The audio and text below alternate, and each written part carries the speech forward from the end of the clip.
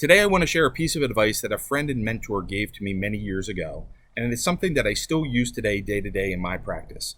And that advice is, you get what you inspect, not what you expect. My name is Rob from Clearly Agile in Tampa, Florida, and today we're going to go into metrics. So are you measuring?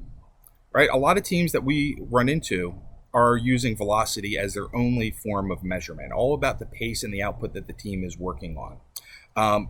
But that's good, but there's still other metrics that they could be using that'll help them get better in operating, planning, releasing, and quality. There's a ton of them out there, and today I want to narrow in on 4 very easy ones that you can add today that will add tremendous value in the short term. The first one is the team doing a burn down within the sprint?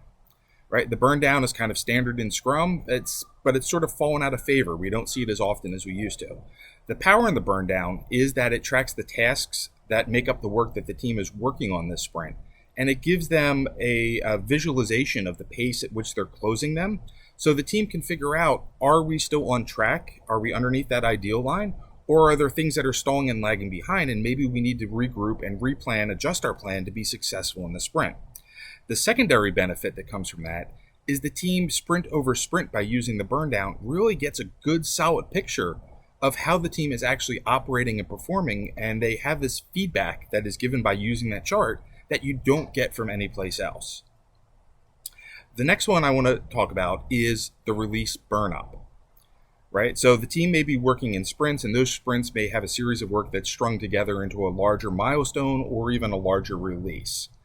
And when we're able to track that with the team pace against the scope and look at where those dates intersect, it gives a lot of information to the team about the pace they're working, a lot of information to the product owner about the scope and how that scope is being managed, and it gives a lot of information back to stakeholders as they start orienting around those dates that are in the future, and they can work with the product owner to make smarter decisions about what is actually in or out of that release target and around those dates.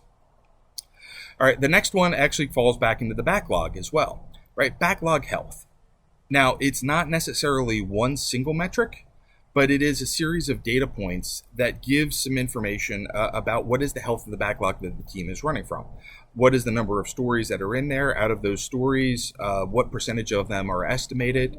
What is the progression of stories that have been refined versus not been refined, and what various states are those in? That is all information that you need to make accurate projections from a release burn down when it comes to making dates, right? If you're committing to dates based on some loose, fuzzy metrics and your backlog is only 50% estimated, there's a high degree of risk that comes in that numbers, right? Usually I want teams to target 80% plus or better from healthy, refined, ready to go stories in the backlog, especially when it comes to things that are going into releases and have dates and commitments made on there. All right, the last one I want to talk about is escaped bugs, right? This is a little bit of a nod to quality. In Agile, we talk about potentially shippable work. It's done when the sprint is done. There's a definition of done, right? And the work that is leaking out the other side, bugs, defects, issues that comes back around on the team, is rework. And that rework, if it's out of control, can really slow the team down against any progress they're trying to make against current goals. Now, you can never get to 100% or a zero escape rate, but you should really take a count over time and look at the trend of how many bugs are coming back after we do some deployment to production, and what is that rate, right? Is it a healthy number? Is it a reasonable number?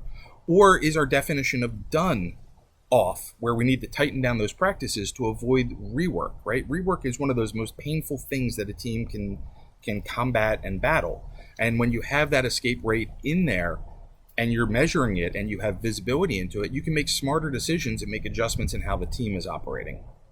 So that covers the 4 items for today. Don't forget to subscribe to us down below. We're going to keep the tips coming.